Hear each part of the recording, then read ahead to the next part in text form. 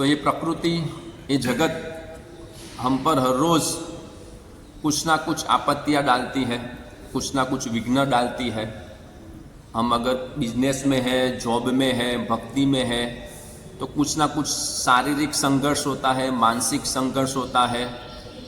भौतिकतावादी लोगों के साथ कलेश हो सकता है, भक्तों के बीच में कलेश हो सकता है। तो पूरा दिन हमको कुछ ना कुछ एक्सपीरियंस होता रहता है, वो अच्छा भी होता है या बुरा भी होता है। तो उसके आधार पर हमारी मानसिकता बनी रहती है, हमारी चेतना उथल पाथल होती रहती है। तो इसलिए नित्यम भागवत सेवया, इसका मतलब है कि हर रोज़ मतलब हर रोज़ भागवतम पढ़ना है, भगवद गीता पढ़ना है, हरे कृष्ण महामंत्र का कम से कम 16 माला करना है। उससे क्या होता है, ये कचरा साफ हो जाता है। अगर मान लो कोई व्यक्ति है जो नहाता ही नहीं है, तो उसका हालत क्या होगा। हर रोज़ हमको स्नान करना ज़रूरी है, क्योंकि पूरा दिन एक कचरा हमारे पे आता है। तो जनरली भौतिकतावादी लोग दिन में 1 बार स्नान करते हैं, भक्त 2 बार 3 बार भी स्नान करते हैं। तो जब कचरा हमारे पे आता है, वो पूरा साफ होकर हम एक नई फीलिंग्स अनुभव करते हैं स्नान करने के बाद। अगर मान लो कोई व्यक्ति स्नान करता ही नहीं है, 2 दिन 5 दिन 10 दिन 15 दिन, उसकी हालत कितनी गंदी हो जाएगी, कितनी खराब हो जाएगी। तो उसी तरह से जो भागवतम पढ़ते नहीं है, सुनते नहीं, हरे कृष्ण का जप नहीं करते, तो प्रकृति उसके ऊपर कचरा डाल रही है, वो साफ ही नहीं करता है। तो उसका कितना पतन हो जाएगा, वो अपने आप को कैसे ऊपर उठाएगा, कैसे उसकी चेतना अप होगी, कैसे वो माया के प्रलोभनों से बच पाएगा, वो संभव ही नहीं है। वो गिरता जाएगा, वो व्यभिचार करेगा, वो मांस खाएगा, वो जुआ खेलेगा, वो नशा करेगा, सब पाप कर्म करेगा। तो क्यों करेगा, क्योंकि उसको पता ही नहीं कि वो अपने आप को साफ कैसे करे। एक छोटा बच्चा होता है, उसको पता नहीं कि स्नान कैसे करे, तो वो गंदा ही रहेगा, लेकिन उसकी माँ उसको नहलाती है। तो उसी तरह से हमारे माता पिता है भगवान कृष्ण, तो उनके पास जाने से हम शुद्ध होते हैं, उनका नाम लेने से हम शुद्ध होते हैं, भगवद गीता भागवतम पढ़ने से हम शुद्ध होते हैं। और ये हम अनुभव करते हैं, ऐसा नहीं कि सिर्फ बोल दिया, ये अनुभव करते हैं कि हाँ रोज़ मंगला आरती में आते हैं, पूरा दिन नौकरी पे गए, जॉब पे गए, बिजनेस में गए, पूरा दिन भौतिकतावादी लोगों के साथ मिलते हैं, पूरा कचरा आता है, नेगेटिविटी आती है कि जगत बेकार है, ये जगत में कुछ मज़ा नहीं है, निराशा आती है, भक्ति का उत्साह आता है। लेकिन जब मंगला आरती में वापस भगवान के सामने आते हैं, भक्तों के संग में आते हैं, जोरदार जप करते हैं, ये सब सुनते हैं, तो वापस हम शुद्ध होने लगते हैं। तो ये प्रोसेस जीवन के अंत तक चलना पड़ेगा। कोई ऐसा समय नहीं है कि उस समय बस हम पूरे शुद्ध हो गए, प्रभु अभी हमको मंगला आरती में आने का ज़रूरत नहीं है, अभी हरे कृष्ण का जप करने का ज़रूरत नहीं है, भागवतम पढ़ने का ज़रूरत, मैं शुद्ध हो गया। वो गंदगी हर रोज़ आती है।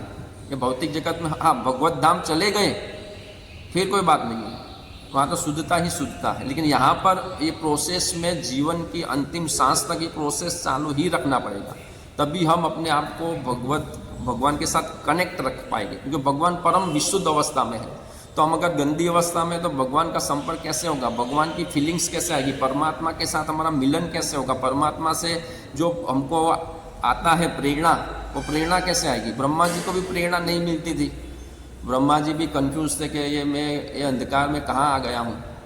फिर आवाज़ आई तप तप तप, तप के द्वारा अपने आप को और शुद्ध बनाओ, तप करो। फिर ब्रह्मा जी ने तप किया, फिर उसको प्रेरणा मिलेगी, हाँ भाई ऐसे जगत का निर्माण करना, ये ऐसा पोजीशन में मैं इस तरह से यहाँ से उत्पन्न हुआ हूँ, ये सब उनको फिर ज्ञान प्रकट हुआ। कब, तप करने के बाद। तो इस जगत में तप क्या है, 4 नियमों का पालन, 16 माला जप, वही है तप। तो इस तरह से तप करने से हमारा शुद्धिकरण होता है, और वो शुद्ध अवस्था में हम भगवान का जो संदेश है वो समझ सकते हैं। क्योंकि भगवान का ज्ञान तो परफेक्ट है, परम विशुद्ध है, लेकिन वो हरे कृष्ण का जप करेगा, भक्तों के संग में बैठेगा, तब उसको भगवद गीता समझ में आएगी, बाकी समझ में ही नहीं आती है। कितना भी प्रयास करो, कितना भी बड़े बड़े स्कॉलर हो, लेकिन ये ज्ञान समझ में नहीं आता है। इसके यहाँ पे तात्पर्य में लिखा है, उपदेशामृत में कहा गया है कि मात्र विधि विधानों को चिपके रहने से आध्यात्मिक पूर्णता नहीं मिल सकती। यहाँ पर क्या लिखा है कि कैसे कैसे कौन से विधि विधान ऐसे है कि जिसमें मर जाओ लेकिन वो तोड़ना नहीं है, और कुछ विधि विधान ऐसे हैं कि जिसमें समय संजोग के अनुसार हम प्लस माइनस कर सकते हैं। जैसे यहाँ पे लिखा है कि भाई मांस है, मदिरा है, नशा है, व्यभिचार है, जुआ, ये 4 नियम तो किसी भी हालत में नहीं तोड़ना है। अगर वो तोड़ा तो वो गया, तब उसका पतन निश्चित। तो यहाँ पे लिखा भाई भक्तों को दिन में 3 बार स्नान करना चाहिए, नहीं कर पाता है तो इट्स ओके, उससे उसकी आध्यात्मिक पूर्णता में बाधा नहीं आएगी। कभी कभार नहीं कर पाया तो वो चलेगा, लेकिन जो मेन जो नियम है वो अगर तोड़ा तो उसका पतन निश्चित है।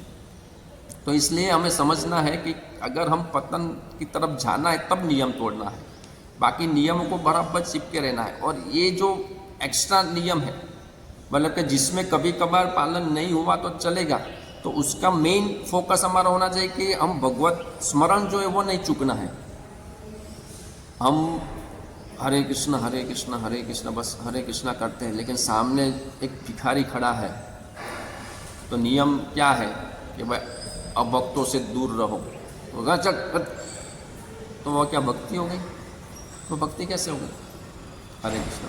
ठीक है, अगर हमको पैसा नहीं देना है, अगर पास में प्रसाद हो तो प्रसाद दे दो, कुछ भी नहीं देना है तो एटलीस्ट सम्मान तो एक कुत्ते का भी करना है, तो वो तो मनुष्य है। तो वो नियम अगर उस टाइम पे हम पकड़े रहते हैं,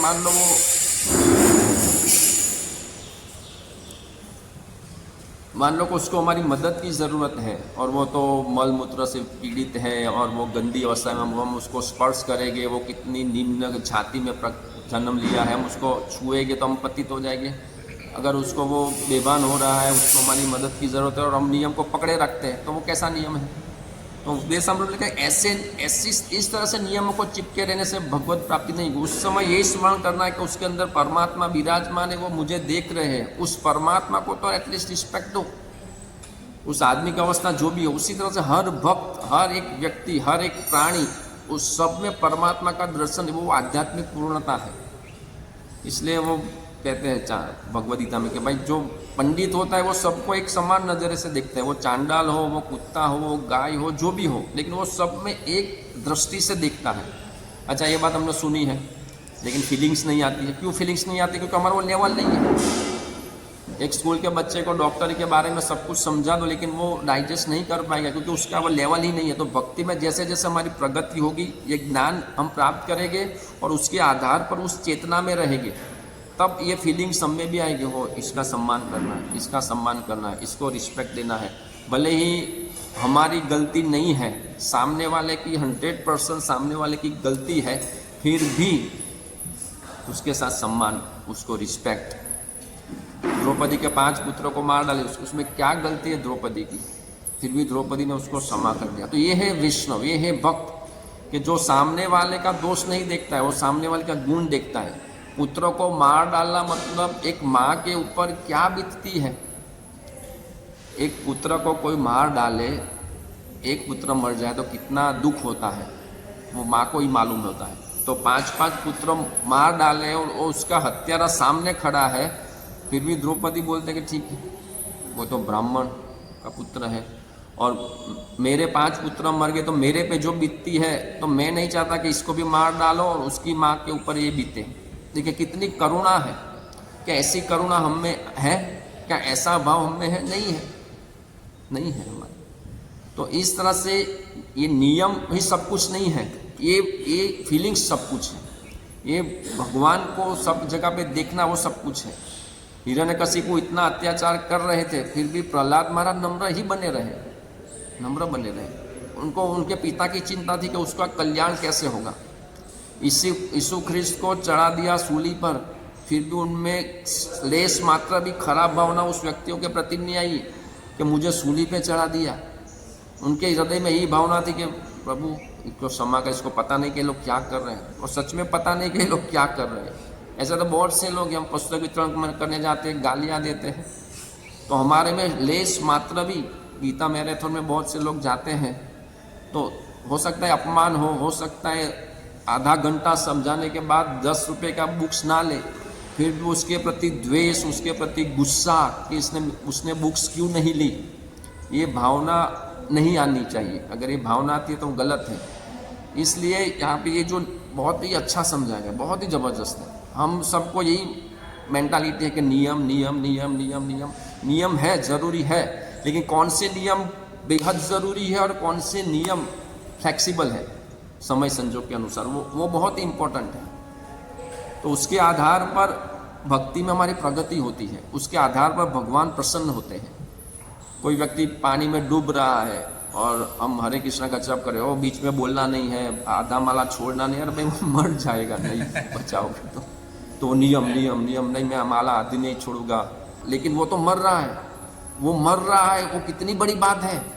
वो मनुष्य जीवन कितने जन्मों के बाद मिलता है, और वो बाय चांस वो मर रहा है, वो डूब रहा है, वो मरेगा, फिर उसको कब मनुष्य जन्म मिलेगा, कुत्ते की योनि में कहाँ जाएगा क्या पता। उसको बचाने से उसका मनुष्य जन्म सफल हो सकता है, वो भगवत धाम जा सकता है कि ये भक्त ने मुझे बचाया, मैं इसका ऋणी हूँ, बोलो प्रभु क्या करना है, रोज का 16 माला में कल से ही 16 माला, हो सकता है उसका पूरा जीवन बदल जाए, वो भगवान के धाम में चला जाए। कितनी बड़ी बात है। हमारा एक जप रोकने से अगर उसका जीवन बच सकता है तो वो नियम फ्लेक्सिबल है।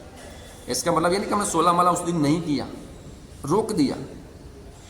तो इस तरह से हमें नियमों को समझना है और इस तरह से हमको स्ट्रिक्ट बनना है, कहाँ पे सॉफ्ट बनना है, कहाँ पे स्ट्रिक्ट बनना है। जैसे प्रभुपाद एक कहानी सुनाते हैं, शायद आप लोगों ने सुनी होगी, कि एक लड़का था, तो वो अपनी बुआ के पास बड़ा हुआ था। तो उसकी बुआ बहुत ही उदार, जा बेटा मजा करो, जो करना है करो, बहुत ओवर प्रोटेक्टेड, ओवर लव। तो वो खराब बच्चों की संगति में खराब होने लगा, वो चोरी करने लगा। वो चोरी करके आता तो कुछ सोना मोल लेके आता, कभी ये लेगा, तो वो उसकी बुआ, ओ क्या बात है, मुफ्त में ले आया, बहुत अच्छा, तो तू ये ले आया, वो ले आया। चोरी करके आता है और उसकी बुआ उसको प्रोत्साहित करते, वाह क्या बात, भी विदाउट इन्वेस्टमेंट अच्छा बिजनेस करते हो, ये ले आए, वो ले आए। फिर धीरे धीरे वो चोरी करते करते करते वो हत्यारा बन गया और उसको फांसी की सज़ा हो गई। तो उसको जब फांसी की सज़ा लगनी थी तो उसको पता तुम्हारी अंतिम इच्छा क्या है, तो उसने बोला बुआ को बुलाओ, मुझे उसके कान में कुछ कहना है। तो जैसे बुआ आई तो उसने उसका पूरा कान काट डाला। उसने बोला कि आज मेरी जो पोजीशन है, मैं फांसी पे लटक रहा हूँ, उसकी वजह तुम हो। मैंने जब पहली चोरी करके मैं घर में आया तब तुमने मुझे एक थप्पड़ मारी होती तो आज मैं फांसी पे नहीं लटकता। उस दिन तुमने मुझे प्रोत्साहित किया कि हाँ बेटे बहुत अच्छा, तुम तो ये लेके आए हो, फ्री में लेके आए, मुफ्त में लेके आए हो। तो उस टाइम उसको कड़क बनना था उस बुआ को। अगर उस टाइम वो देखना था कि चोरी करना पाप है तो उसको बचाना चाहिए था, उसको डांटना चाहिए था, उसको मारना चाहिए था। उस टाइम अगर वो स्ट्रिक्ट बनती तो आज उसका वो हालत नहीं। तो किस कहाँ पे स्ट्रिक्ट बनना है, कहाँ पे सॉफ्ट बनना है, वो ज़रूरी है। और प्रभुपाद एक 1976 में एक कहानी बताते थे भक्तों को, वो रियल कि प्रभुपाद थे और उसके बाजू में उसके पड़ोसी थे। तो वहाँ से बहुत ही आवाज़ आ रही थी, वहाँ पे जो पुत्रवधू थी वो छोटे बालक को, उसका जो छोटा बेटा था उसको मार रही थी। तो प्रभुपाद ने बोला कि जाके देख के आओ ये क्या हो रहा है, क्यों हल्ला हो रहा है। तो शिष्य देखने गए तो वापस आए, प्रभुपाद ने बोला क्या हुआ। तो उसने बोला कि वो बड़े बेटे को टाइफाइड हुआ था, उसकी माँ वहाँ पे थी नहीं, तो वो उसको बहुत ही भूख लगी बड़े बेटे को। तो छोटे बेटे को बोला भाई थोड़ा परोठा देना किचन में से जाके। तो बेचारा तो परोठा लेके आया। तो टाइफाइड में वो सब मना था और वैसे भी टाइफाइड और क्रिटिकल हो जाता है। तो वो छोटा बेटा तो लेके आया, उसको क्या मालूम था। तो उसने तो परोठा खिलाया और उसकी हालत और ख़राब हो गई। और जब माँ आई तो उसको देखा बड़े बेटे की हालत तो और ख़राब हो गई। तो उसने क्या हुआ, तो उसने बोला मैंने पराठे खिलाए, फिर उसको मारा। तो तुझे समझ में नहीं, हालांकि उसको समझ में नहीं था लेकिन वो स्ट्रिक्ट बनी। तो प्रभुपाद लिखते कि करुणा का वास्तविक उपयोग मालूम नहीं है तो वो दुख का कारण बन सकता है, दुख का कारण बनेगा। ये जो भिखारियों को आज भीख मांगने की आदत पड़ गई है तो हमको करुणा आती है, हाँ करुणा करुणा करो, लेकिन वो करुणा उसको निकम्मा बना रही है, उसको लाचार बना रही है। 2 हाथ है, 2 पैर है, अच्छा खासा हट्टा काटा है, करो मेहनत करो, कुछ नहीं है तो आ जाओ हरे कृष्ण में 16 माला करो, जप करो, बहुत सेवा है। और हमारे पहचान वाले मुंबई में है तो वो उनका एक वो सोसाइटी चलाते हैं, वो एक ऐसा कि लोगों की सेवा करना है बस। वो ऐसा बाहर दुकानों के बाहर फ्रीज रख दिया, जो भी घर में खाना बचता है तो वो फ्रीज में रख देते हैं, जिसके घर पे वहाँ पे रख देते, तो आते जाते भिखारी सब लोग खाते हैं। तो मुझे बता दे, मैंने बोला कि आप लोग भिखारी को देते हो ठीक है, लेकिन उसको ये समझाओ ना कि वो मेहनत करे जिससे उसको कभी भी भीख मांगने ही नहीं पड़े। उसने बोला कि हमने समझाया था, लेकिन वो बोलते थे कि हम काम क्यों करें 8-8 10-10 घंटा बगैर काम किए, हमको इतना पैसा मिल रहा है, हमको इतनी फैसिलिटी मिल रही है, उतना तो हम 8 घंटा काम करेंगे ना तो भी उतना पैसा नहीं मिलेगा जितना हमको भीख मांगने से मिलता है। तो हम काम क्यों करें? तो ये किसने बनाया? हम लोगों ने, समाज ने उसको बनाया। उसको लाचार किसने बनाया? तो अगर हम देंगे ही नहीं कुछ, ठीक है, जो ज़रूरतमंद है, वास्तव में ज़रूरतमंद, उसको भगवान का प्रसाद दे सकते हैं जिसका उसका प्योरिफिकेशन और भगवान का भक्त बने। लेकिन ये जो चल रहा है वो मानव सेवा, वो माधव सेवा, इज नॉट राइट, वो गलत है। उसको भगवान की सेवा में लगा, उसको लगना चाहिए कि मैं कुछ कर सकता हूँ, उसको मेहनत करनी पड़ेगी और तब जाके उसका कर्म बनेगा। और कर्म करते करते वो धीरे धीरे कृष्ण भावना में कर्म कर, उसका हृदय शुद्ध होगा। आज ये जो हमारे स्कूल में गृहस्थ है उसको वैराग्य क्यों आ रहा है? क्योंकि उसको लगता है कि परिवार का पालन पोषण करना कितना कठिन है। 10-10, 12-12 घंटे काम करो, फिर स्कूल की फी भर सकते, फिर ट्यूशन की फी भर सकते, फिर घर का हफ्ता, घर का EMI भर सकते। फिर उसको वैराग्य आता है कि यार मैं मनुष्य जीवन प्राप्त किया और ये सब गधे की तरह काम करने के लिए मिला है। उसको भगवान के प्रति आसक्ति बढ़ती है, उससे वैराग्य आता है भौतिक भोग के प्रति कि मैं भौतिक भोग में गिरा तो आज मेरी ऐसी हालत है कि मुझे 12-12 घंटे काम करना पड़ता है। तब उसको जगत से प्रति वैराग्य आ रहा है। क्यों आ रहा है? वो मेहनत कर रहा है इसलिए। अगर उसको बिना कुछ किए महीने 50,000 मिल जाए तो उसको वैराग्य थोड़ी आएगा। वो भिखारी जब काम करेगा 10 घंटे 12 घंटे, फिर उसको 2,000 5,000 मिलेगा, तब उसको पैसे की वैल्यू होगी। तब उसको लगेगा मैंने इतना कर्म किया, 2,000 मिला, मैं कर्म इस जगत में क्यों फंसा हुआ हूँ। वो दुख का अनुभव होगा, फिर उसमें भक्ति का उदय होगा। ये पड़े भक्ति का उदय थोड़ी होगा। संघर्ष आएगा, जीवन में तकलीफें आएगी, उतार चढ़ाव आएगा, वही तो उसको महान बनाएगा, वही उसको भक्ति के प्रति ले जाएगा। बाकी पड़े रहते हैं, वो आके पैसा दे दिया, दारू पी लिया, मज़ा आ गया। तो ये हमको सिखाता है। और यहाँ पे लिखते हैं, यमान शब्द मनुष्य की शुद्धता को बनाए रखने के लिए आवश्यक प्रमुख विधि विधानों को बतलाते हैं। तो जो प्रमुख विधि विधान है वो हमारी शुद्धता को मेंटेन करते हैं। तो ये जो प्रमुख जो 4 नियम, 16 माला जप, भक्तों का संग, ये सब हमको शुद्धता प्रदान करता है। हम देखते हैं कि हम जब से हरे कृष्ण में आए, कोई 2 साल से, कोई 5 साल के, हमको फील होता है कि प्योरिटी आ रही है।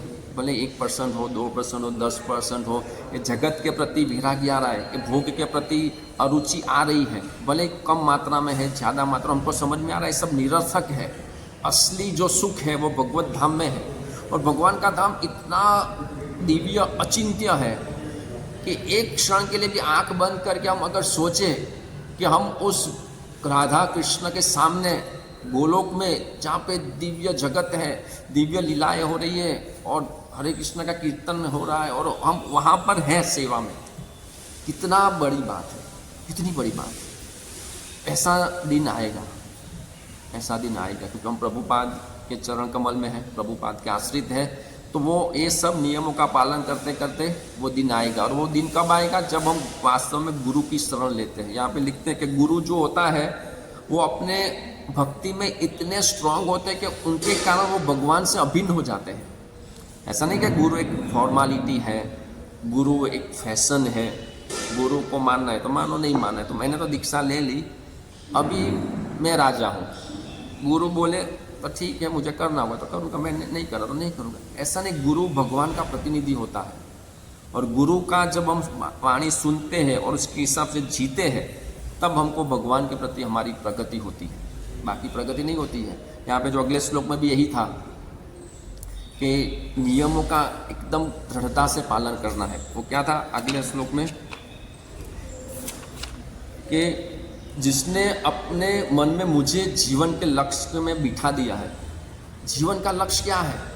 भगवान कहते हैं कि जिसका जीवन का लक्ष्य मैं हूँ, ये कृष्ण बोलते हैं कि जिसका जीवन का लक्ष्य मैं हूँ यानी कि कृष्ण है, उसको नियमों का दृढ़ता से पालन करना चाहिए। क्या लिखा है? इंद्रिय तृप्ति पर आधारित कर्म त्याग देने चाहिए और उन्नति के लिए विधि विधानों का अनुशासित कर्म करना चाहिए।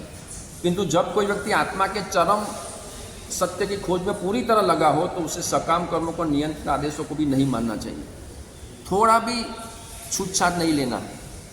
दोनों तरफ बात बताई गई है कि एक तो जो नए नए हैं, ठीक है, उसने थोड़ा नियम इधर उधर किया। हम नए नए भक्त आते तो क्या बोलते हैं? आओ आओ मंदिर में आओ, भगवान के सामने नृत्य करो, प्रसाद लो, बस, और कुछ करने का नहीं है। फिर धीरे धीरे 16 माला जप करो, ये नियमों का पालन करो, वो नियमों का पालन करो। तो जिसने जीवन का लक्ष्य कृष्ण को माना है उसके लिए ये सब नियम आएंगे। और जिसने कृष्ण लक्ष्य में नहीं है, भोग विलास लक्ष्य में है, तो वो भोग विलास करे। लेकिन अगर हमें भगवान कृष्ण को प्राप्त करना है तो ये सब कुछ नियमों का दृढ़ता से पालन करना ही होगा, तभी कृष्ण मिलेंगे। और जो आज के श्लोक में वो भी बतलाया गया कि कैसे नियमों का पालन करना है, ऐसे झड़ की तरह का नहीं कि जब कोई मर भी रहा हो और हम जप नहीं छोड़ते हैं, ऐसे भी नियम का पालन नहीं। तो ये बहुत ही बुद्धि से और समझदारी से नियमों को समझना है, झड़ता भी नहीं, और जहाँ पे जरूरी वहाँ पे नियम को स्ट्रांगली पालन भी करना है। लेकिन हमारा सभी नियमों में से सबसे मेन नियम क्या है? भगवान का सदैव स्मरण करना और भगवान का कभी भी विस्मरण नहीं करना, ये ही नियम है। ये नियम को मेंटेन करने के लिए बाकी के सब नियम हैं। तो हम सब नियम पालन करते हैं, सभी नियम पालन करते हैं, लेकिन भगवान को ही भूल जाते हैं, तो वो नियम सब कहाँ गए? तो ये सब नियम पालन करते करते अगर हमको कृष्ण का स्मरण नहीं हो रहा है तो समझ लो कि कुछ गड़बड़ी है, कुछ गड़बड़ी, अपराध हो रहा है, ये हो रहा है, समझ में नहीं आ रहा है, भक्ति में गड़बड़ी है, एकांत में भोग विलास में पड़े हुए हैं, कुछ भी है। लेकिन अगर ये नियमों का हम पालन कर रहे हैं, मंगला आरती में आ रहे हैं, 16 माला जप कर रहे हैं, सब कुछ कर रहे हैं, लेकिन कृष्ण का स्मरण नहीं हो रहा है, तो समझना चाहिए कि मंगला आरती में हम खाली शरीर उपस्थित है, मन और आत्मा उपस्थित नहीं है। लेकिन अगर हम हमारा कर्तव्य करते करते हमको भगवान का स्मरण हो रहा है, जैसे अर्जुन का स्मरण हो रहा था, एक तरफ बाण चढ़ा रहे हैं और साथ में भगवान का स्मरण चल रहा है, तो वो कर्म वास्तविक कर्म है। तो मूल नियम है भगवान का स्मरण और भगवान का कभी भी विस्मरण नहीं करना, यही मेन नियम है। तो हमें इस तरह से भगवान को समझना है, और आज का श्लोक का यही उद्देश्य था। और आज हमारा समय यहीं पे समाप्त होता है।